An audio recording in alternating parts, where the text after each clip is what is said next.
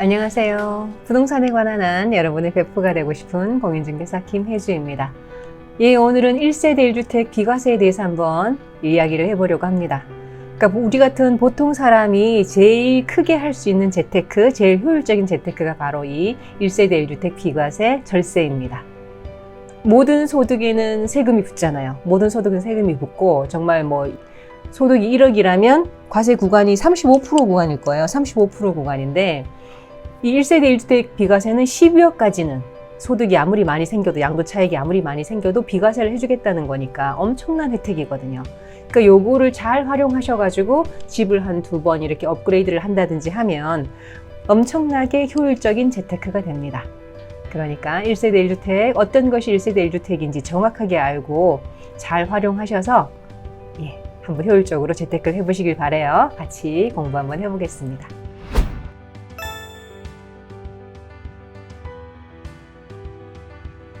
그럼 1세대 1주택 비과세란 뭔지 먼저 보겠습니다. 양도일 현재, 그러니까 중요한 건 양도일 현재예요. 그러니까 양도일 전까지 이 기준을 갖춰 놓으시면 되는 거예요. 양도일 현재 1세대가 하나의 주택을 2년 이상 보유했고, 그리고 2017년 8.3 이후에, 8월 3일 이후에 조정지역의 소재 주택을 취득했다면 거기는 이제 거주 조건이 붙거든요. 그럼 이 총 보유 기간 중에서 적어도 2년 이상은 거주를 해야 된다, 이런 조건이 붙어요. 그러니까 보통은 요 3가지 조건, 또 이 주택에 해당한다면 이 4가지 조건까지 붙어서 이 요건을 다 갖춘 후 양도하는 경우에는 양도소득세를 비과세하겠다 하는 것이 1세대 1주택 비과세입니다.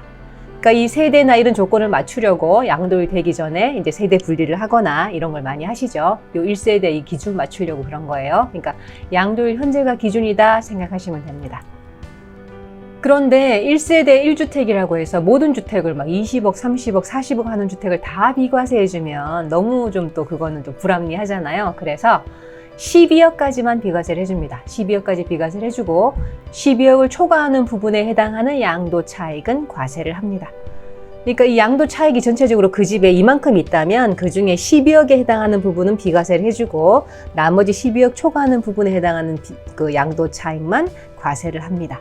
이 고가주택 양도세 계산하는 법이 좀 복잡해서 제가 다른 영상으로 그림으로 자세히 좀 쉽게 설명을 해놨거든요. 그러니까 그 다른 영상 찾아보시면 이해하시기 쉬울 거고요. 이 영상에서는 이렇게 간단하게 넘어가겠습니다. 12억까지는 비과세다 알고 계시면 되겠고, 그럼 나머지 요건들을 이제 세부적으로 자세히 살펴볼게요. 그럼 1세대란 뭘 1세대라고 하나? 거주자와 그 배우자가, 왜 거주자라고 하나 하면 우리나라 국적이 아니더라도 우리나라에서 183일 이상 상시 거주를 한다면 거주자로 보거든요. 그러면 이런 혜택을 또 줘요. 그러니까 거주자와 그 배우자가 그들과 동일한 주소 또는 거소에서 생계를 같이 하는 가족을 1세대라고 합니다. 그러니까 같은 주소에서 나와 내 배우자와 그 다른 가족들, 같이 생계를 유지하는 가족들을 1세대라고 합니다. 여기서 말하는 가족이란 같이 산다고 다 가족인 건 아니잖아요. 아니, 여기서 말하는 가족이란 거주자와 그 배우자, 나와 내 배우자와 그의 직계 존비속, 그러니까 위에 부모님과 또 자녀들, 그리고 그 배우자까지는 포함되고요. 그리고 나와 배우자의 형제 자매는 포함됩니다. 형제 자매를 의미하고요. 그런데 형제 자매의 배우자까지는 1세대로 보지 않습니다. 해당되지 않습니다. 너무 넓어지는 거는 이제 안 된다는 거죠. 이렇게 나와 배우자의 직계 존비속, 그 배우자, 그리고 나와 배우자의 형제 자매까지 이렇게 1세대로 봅니다. 이걸 그림으로 한번 볼게요. 그죠? 나와 배우자가 있고 직계 존속의 배우자까지 있고 그리고 직계 비속의 배우자까지 있고 형제 자매까지는 해당이 되는데 그 형제 자매의 배우자까지는 해당이 안 되는 거예요. 이렇게 1세대로 보고요. 그러면 이제 우리 집에 나랑 언니가 같이 살아요. 언니가 나한테 얹혀서 같이 살고 있는데 우리 가족이랑 나도 집이 하나 있고 언니도 집이 하나 있어요. 그럼 우리는 같은 가족이니까 1세대 2주택이 되는 거예요. 그런데 우리 집에 형부가 이제 같이 얹혀 살아요. 사정이 있어서 주소를 같이 하고 같이 얹혀 사는데 나도 집이 하나 있고 형부도 집이 하나 있어요. 그럼 형부는 내 형제 자매의 배우자잖아요. 그러니까 나와 형부가 집이 2개가 있어도 우리 집은 각각 1세대 1주택인 것이지 우리 집은 2주택이 아닌 거예요. 1세대 2주택이 아닌 거예요. 이해하셨죠? 여기 안에 해당하는 사람들이 집을 하나 더 갖고 있으면 2주택이 될 것이고 요 외의 사람들이 갖고 있는 집은 같은 주소에 살아도 2주택이 아니고 각각 1주택이 되는 겁니다. 그럼 1세대로 보는 경우 한번 보겠습니다. 그러니까 이거는 무슨 말인가 하면 만약에 자녀분들 뭐 아니면 또 부모님을 따로 세대를 따로 분리하려고 주민등록을 따로 두는 경우가 있잖아요. 근데 주민등록을 따로 둔다고 해서 다 1세대로 봐주지 않는다는 거죠. 이런 경우만 1세대로 봐준다 이런 이야기예요. 그러니까 원칙적으로 1번 원칙적으로 배우자가 있어야 합니다. 그러니까 나와 배우자 이렇게 한 세대로 보는 거예요. 원칙적으로는 배우자가 있어야 한다. 그런데 배우자가 없다면 만 30세 이상인 경우는 독립세대로 봐주는 거예요. 만 30세 이상이면 뭐 소득이 얼마든 상관없이 독립세대로 봐주고 또 배우자가 사망이나 이혼한 경우에도 독립세대로 봐주고 그런데 만 30세 미만이라면 내가 충분히 돈 벌어서 혼자 살 수 있다, 독립된 생계를 유지할 수 있다, 그걸 이제 확인시켜 줘야 되는 거죠.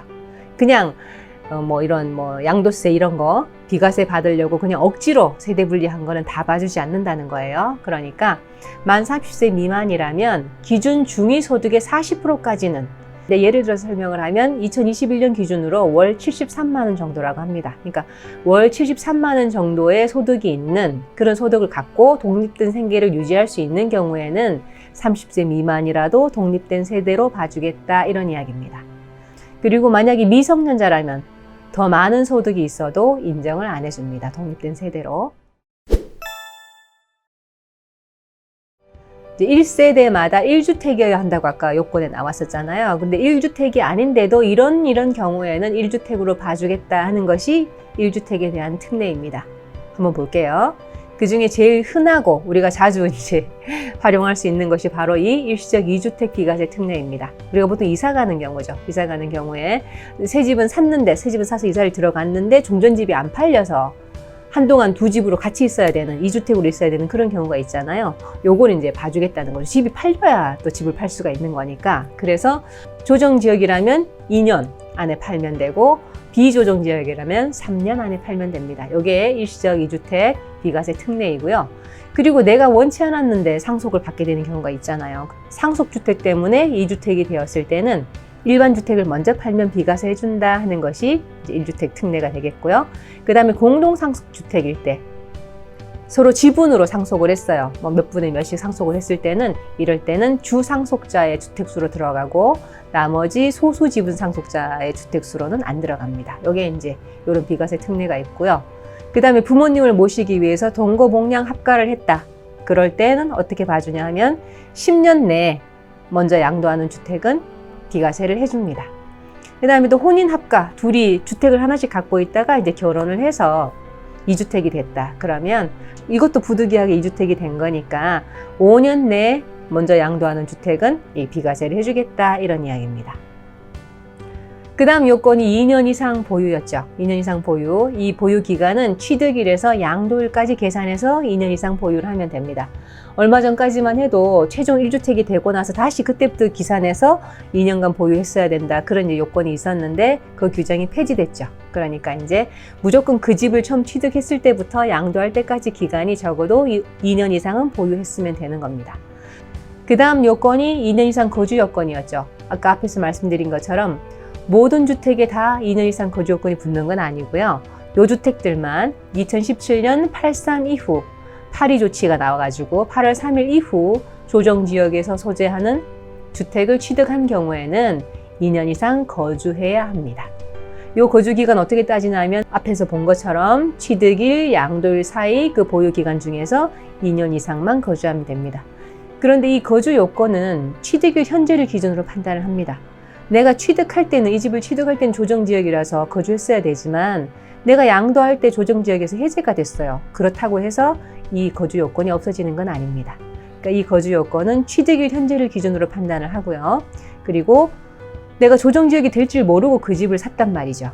그런 경우에는 조정지역 공고일 이전 또 2017년 8월 3일 이전에 매매 계약을 체결한 사람들은 다 봐주는 건 아니고 그 중에서 무주택인 세대, 그러니까 아무도 집이 없는 무주택인 세대에는 거주 요건을 적용 안 합니다. 미처 모르고 집을 계약한 거니까 그 중에서 무주택인 사람들은 봐주겠다 이런 이야기입니다. 그러니까 보통 우리 같은 서민이 가장 잘 활용할 수 있는 재테크 방법이 바로 이 1세대 1주택 비과세입니다. 그렇다고 앞에서도 말씀드렸죠. 그러니까 이 절세 혜택이 엄청나게 크기 때문에 요걸 잘 활용하셔서 일시적 2주택으로 이렇게 몇 번씩 집을 사고 팔고 이렇게 몇 번 옮기시면서 이제 재테크를 하시면 다른 어려운 재테크 하는 것보다 훨씬 더 효율적입니다. 그러니까 요거 잘 숙지하셔서 활용하시길 바래요. 예, 오늘 영상이 도움이 되시길 바라고요. 도움이 되셨다면 구독과 좋아요 부탁드립니다. 지금까지 여러분의 부동산 베프 공인중개사 김혜주였습니다. 감사합니다.